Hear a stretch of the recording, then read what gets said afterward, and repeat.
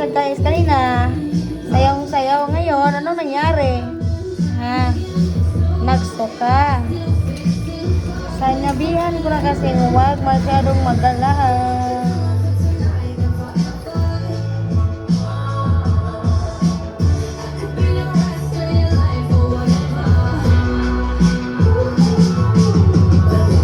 Bigyan ka nila doon. Ano? Doon pa sa suka na. Ano ba? Doon pa sa suka na sana. Punta mo din. Hindi ko maintindihan ba? Sabi ko, doon na ako pa kanina. Suka na sana. Gusto mo salad?